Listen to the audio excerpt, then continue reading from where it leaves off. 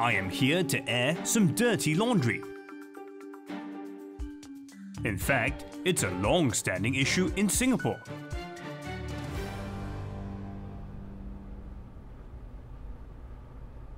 I waited from 11:30 all the way until the next day, about 7, 8 o'clock. Then I officially got a room, in the hospital. So that was about, I think, close to a 10 hours wait around there. Yeah. About 2.5 days. And for the second term, she has to wait another 2 days before she was sent to the ward. I was being there for almost like 2 hours plus. Then they say, oh, sorry, we do not have a bed for you. The whole hospital, I think, is like full occupancy. So they have to really wait for someone to kind of like check out before I can even go in.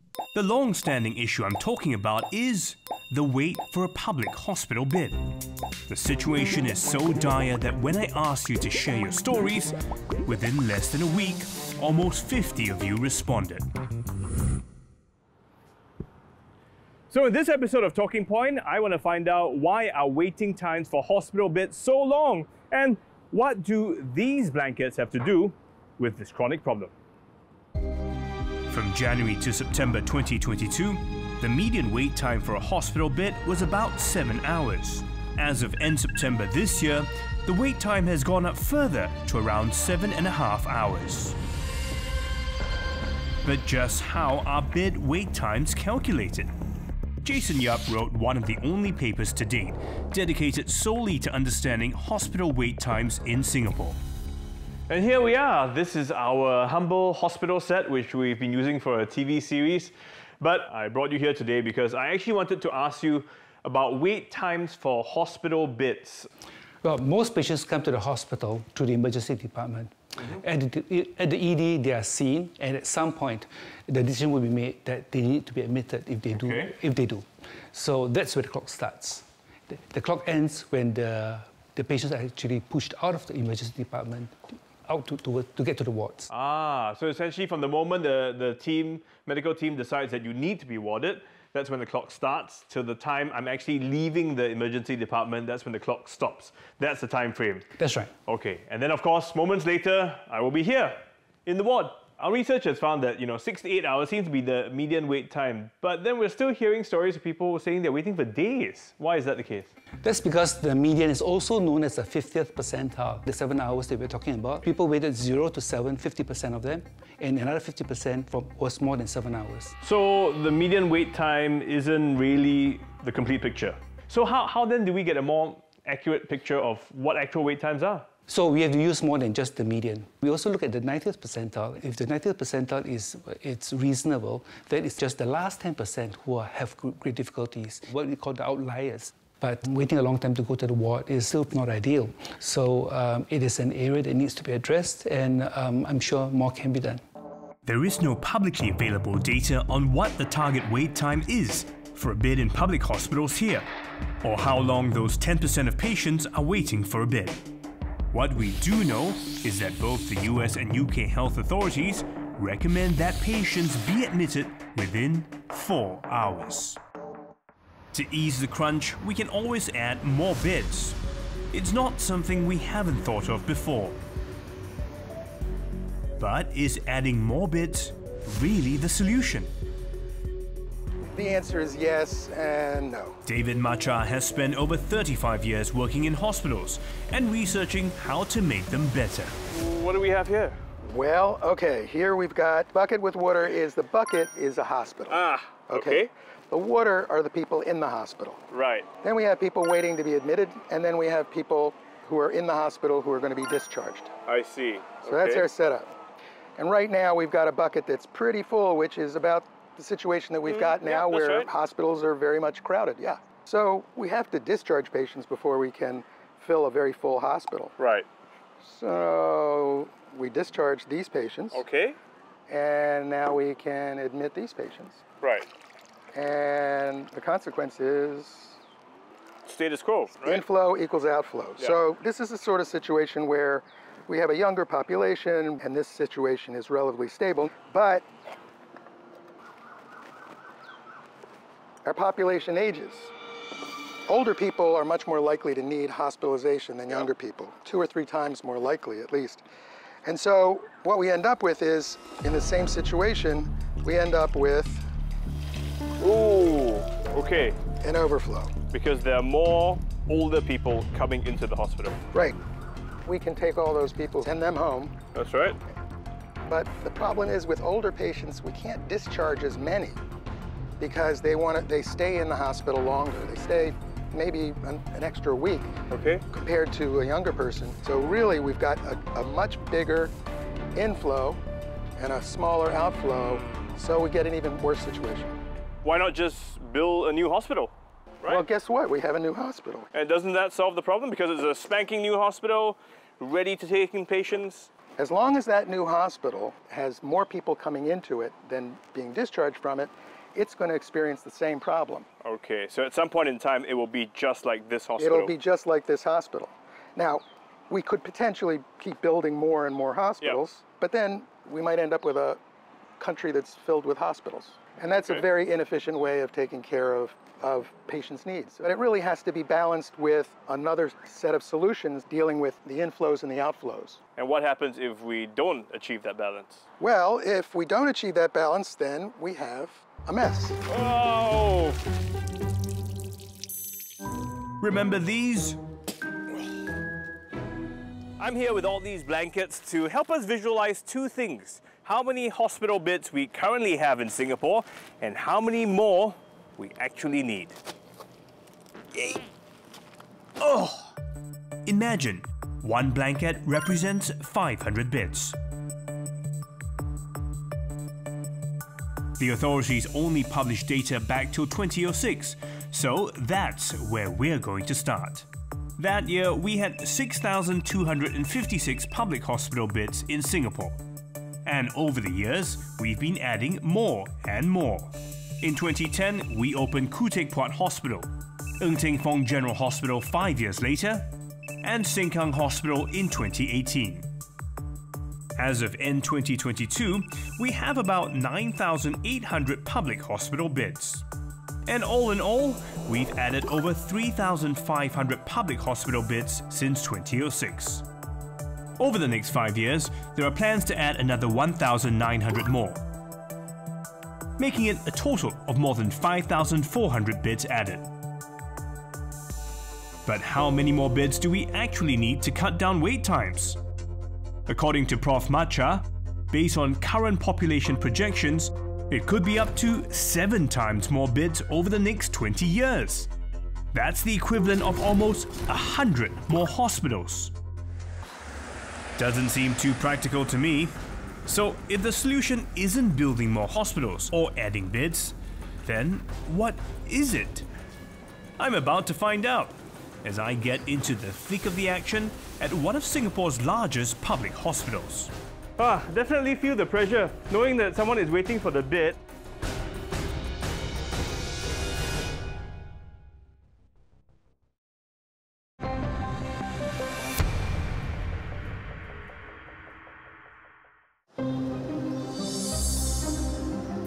I'm at the National University Hospital. This hospital has around 1,200 beds. It admitted almost 70,000 patients last year, one of the highest numbers in the country. I'm here to find out what's being done to manage those long bed wait times. My journey begins outside Ward 41.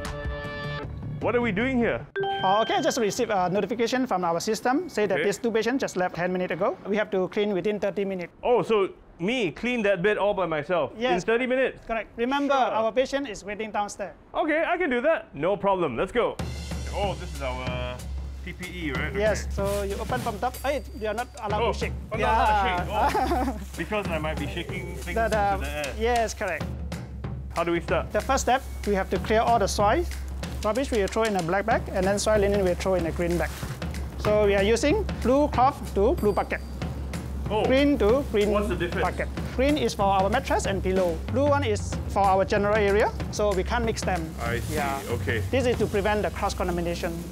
And after a quick demo by Lin, it's my turn solo. Time starts now. Let's go.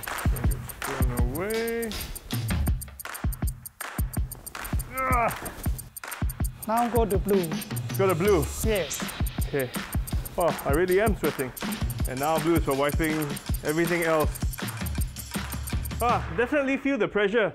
Knowing that someone is waiting for the bed, I feel a bit bad, like I want to work faster, right? Housekeepers like Lynn have to clean and turn around 10 to 12 beds daily. This way, correct.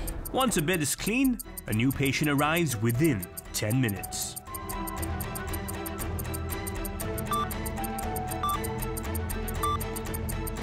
Okay, so are we done? Is this good? Time for your break. This is the first time I've had to clean a space so thoroughly and also within a strict time limit. The hospital considers 30 minutes a reasonable time to turn a bed around without compromising on cleaning standards. But it's no easy task making sure beds are both fully disinfected and released fast enough to meet the high demand. But I'm about to discover that it's just one piece of the puzzle. A big part of the strategy to minimize wait times happens behind this door. The phone rings every few seconds. At the other end of the line, yeah, I see it's okay to do the swapping, that's fine. It's another request for an empty bed.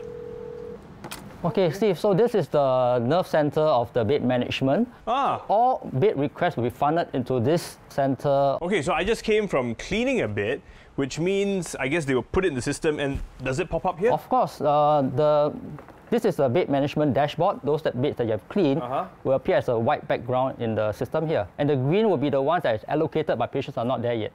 And what are some of the challenges you have when it comes to managing the number of beds? In the public healthcare settings, 80 to 85% of our beds are actually open cubicles or subsidized wards. If there's an available bed in the male cubicles and there are patients waiting in the ED, they are female patients, we can't just ward them into the male cubicle and so vice versa. When you have to segregate by gender, there will be some element of sub-optimization of resources. The thing is, we've heard of people complaining that, they've had to wait more than 20 hours for their loved ones to be admitted. And what else is being done to help address this whole bed wait time situation? So in NUH, we did a few things. At the emergency department, we actively move patients from our ED to sister hospitals whereby they are a little bit less crowded. So on average, we move about 10 to 12 patients daily to Alexandra Hospital, for example. And this actually helps us decongest and also better manage our demands for beds in the hospital. This keeps our waiting time more manageable. And if you look at the national average length of stay, it has been creeping up to about close to 7 days. But in NUH, we are hovering about 5.5 days. But there are also external factors beyond the hospital that plays a part in overall waiting time. Discharging a patient is not as simple as just checking out of the hospital. Often the process takes a whole team. We are bringing out a case for discussion today. Okay, basically he's a 49-year-old Chinese male, day 2 of right thalamic stroke. On top of that, we found out that he has a urinary tract infection.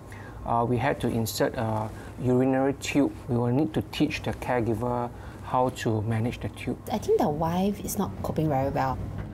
Even if someone is medically fit for discharge, there are many factors resulting in prolonged hospital stays, often beyond the hospital's control. So out of every 10 patients, how many would you say able to be discharged to go home, but still here because of circumstances? Well, I would say estimated about perhaps up to 3 patients in 10. Okay. Would you say? About 3 in 10 perhaps will face these issues. Do you have to kick people out? We take a lot of pains actually to strategize with the patient and their caregivers right from day one. Ensure that they are ready to take the patient home when they are medically fit to do so. But there's a group of patients and their caregivers of course, who seem to like to stay in the hospital more than what they are supposed to. A patient is considered to have overstayed their hospital stay when they are medically fit for discharge, but yet, the family members or themselves want to continue staying or refuse to get discharged despite a clearly articulated plan. Therefore, sometimes we may have to institute what is known as an overstayer policy. So how does all this make you feel? I would say exhausted. When there's a demand, we will have to increase the numbers of the beds in the wards itself. Yeah, so meaning that we will have to park extra trolleys bed within the cubicle. So instead of a nurse to take in 6 patients, a nurse will then have to take 7 patients instead. The most precious resource is beds, right? Without beds, we can't help the next patient.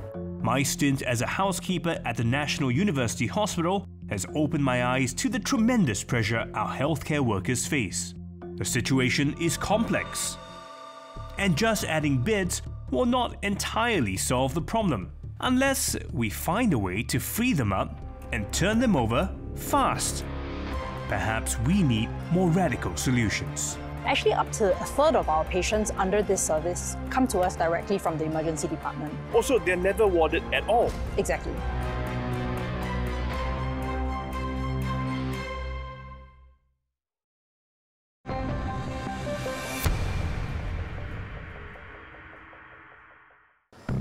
I'm meeting Dr. Stephanie Ko. She wants to show me a new way to treat patients. A method that could also help solve the long waits for hospital beds. But that's just one thing. We're nowhere near the hospital. Hi, Steve. Why are we meeting here? I thought we were going to see a patient. Well, we're actually running a program called NUHS at Home. Simply put, we provide hospital-level care to patients in the comfort of their home. I'll check your blood pressure. Okay. I can check both hands. Okay, can I just check from here? So basically what's happening What's your is sugar reading this morning? Nurse Shu Ping is taking the patient's vital signs and oxygen levels. Yeah. This one is your antibiotic tablet. This one only start after the drip finish. So setting up something like this is difficult for patients to do on their own. Is that right? Yeah, so setting up drips like this, there's a bunch of procedures. These procedures in the hospital would only be done by nurses, and that would be the same in the home setting. The team visits patients as frequently as their conditions require, usually from 1 to 3 times a day. This is done in tandem with virtual consultations in the morning. For all the people that are currently warded in hospital, roughly out of every 10, how many would you say actually could be at home like her? Based on studies from our team, we think that probably about 1 to 2 patients out of every 10 people in hospital could potentially receive care at home. 1 to 2 of them, wow, okay.